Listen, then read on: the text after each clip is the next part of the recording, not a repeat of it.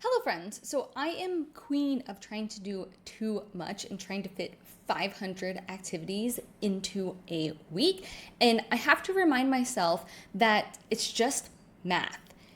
All of today's activities, if they add up to 36 hours per day, it's not physically possible to fit them into 24 hours. The same is true for energy balance for managing body fat. We forget the basics of calories in versus calories out. It all comes down to the math.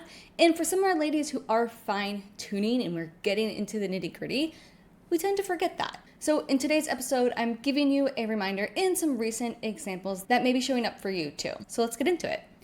Okay, quickly, let's just go over some of the definitions. What is energy balance? So there's three numbers that you need to know. First is the baseline or maintenance calories. Essentially, this is just how many calories you're burning per day on average. Like if we took a week of your typical life, on average, how many calories are you burning per day? Now, to give you an example, for my ladies who are lifting weights, that may be 1,800 calories. If you're lifting heavy weights, it may be 2,000 calories or more. So day in and day out, your body's burning 2,000 calories per day, and eating that amount, 2,000 calories, would create this energy balance where it is equal to how much you're burning per day, how much you're consuming, and that energy balance means you will maintain. Your body will not build or decrease. You'll maintain body fat. You will not gain body fat, but you will also not lose body fat. Okay, so that's energy balance. Now, two more things that you need to know is if you go above how much you are burning per day on average, right? If you go above, let's say it's 2,000. If you go above that, depends by how much, you will gain body fat. So if you are eating 2,000 calories per day and then you have 3 days, 4 days, or so on at eating 3,000 calories per day, which between all the foods that are out there and alcohol, that's pretty easy to do, then you will gain body fat from that.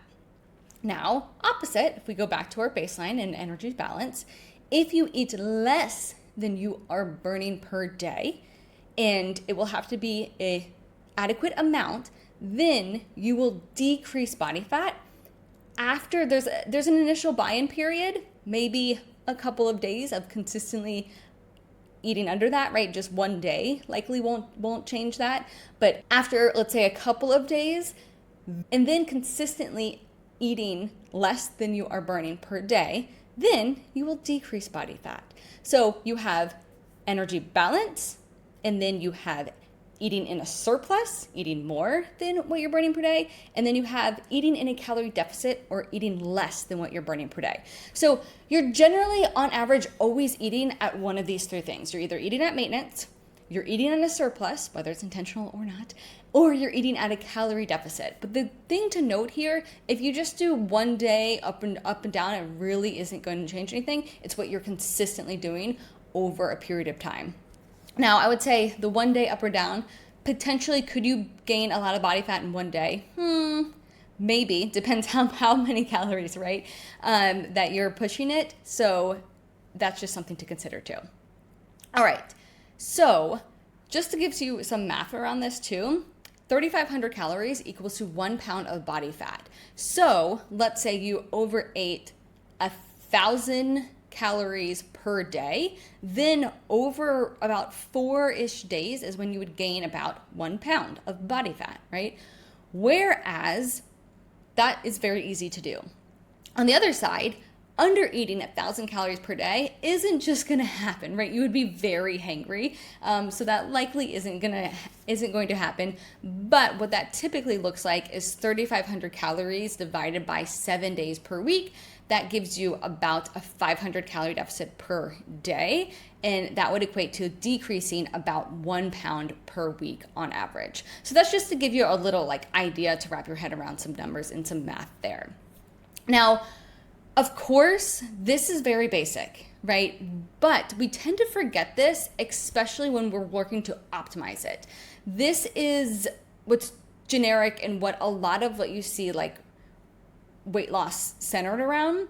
But what I think gets missed is when you want to optimize it, you're going to get better, faster results and more sustainable results. So optimizing it, thinking about like daily timing of that, pairing food, like how are you creating your plate, nutrient timing, like there's so much more, macros, right? Especially macros, of fine tuning that.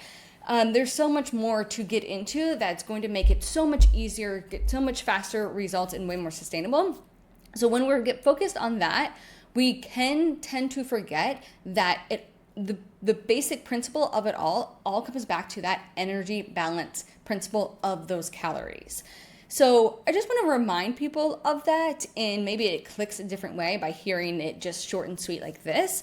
But I wanted to give some examples of what I see that maybe we tend to forget about it. So the first one is when people ask, okay, why isn't my fat loss working, right? Why am I not decreasing body fat? And the first question I have is, okay, where are we not creating the calorie deficit that's needed to decrease that body fat?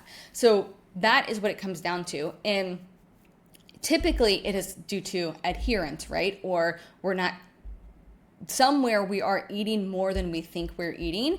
And that could come down to tracking accurately, or knowing what foods that we're putting into our bodies and how many calories or macros are actually in them, or not tracking and then not realizing and just kind of like missing what foods we actually had that would be offsetting any calorie deficit that we're in. So again, something to consider and just kind of double check if you ever feel that way. And then the next is definitely vacations. So let's say, for example, I just had someone and they are coming out of their calorie deficit phase and they wanted to maintain the shape that they just created, of course, but then they're taking vacations, which is totally fine. But if on those vacations, if they're eating in a calorie surplus, then they will gain that body fat back, right? So having like alcohol is the biggest one. And some people think, okay, well, I didn't have that much to drink. And it doesn't really matter what we decide is how much or too much, right? It's based on the science of the math of like, okay, what were the calories of those drinks? And did that create a big enough surplus to add body fat? So that is really what it comes down to. It's not like vague and maybe or little or a lot. It's like, well, let's just do the math and what does it actually map out to be, which I love so much more because you can get specific and like real instead of like guessing, right? And then the other example I have is if you have like time off. So I had someone who they're like, okay, well, my mom's going to come in town for 2 weeks and then we'll get started into a deficit. And so I can't remember the exact weight, but let's say she was at 130 pounds before. And she was like, okay, now I want to start my deficit. And she came back and she was at 134 pounds. And we started the deficit and she dropped consistently from that 134 pounds. But after a couple of weeks, she's like, I'm bummed. I'm only at 130 pounds. That's what I was at before. And I was like, no. You were at 134 pounds before because you had 2 weeks off where you shared with me that your mom likes to go and do bakeries and desserts and go out to eat, and you didn't track it all then. So you came back at with a higher body fat, and so your starting point was higher. And this is just a perfect example. She had just forgotten about energy balance and how that would factor into her long-term goals. Now, of course, there are so many ways and protocols to think about taking those vacations or having family in town where you can take tracking breaks. And a lot of that, and what I teach and work with my clients on, is setting those protocols, those foundational protocols of what to do when you are not tracking macros, and pairing that with estimating macros. Know how to eyeball, know how to have an idea.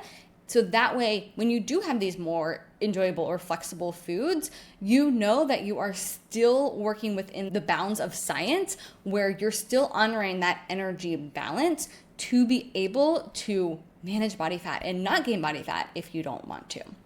So this kind of works across the board, whether you're wanting to maintain or whether you're wanting to decrease body fat, but it's something that I think everyone could use a reminder from time to time, and including myself, and especially with my calendar. So with that, I will see you next week on the Create Your Shape podcast.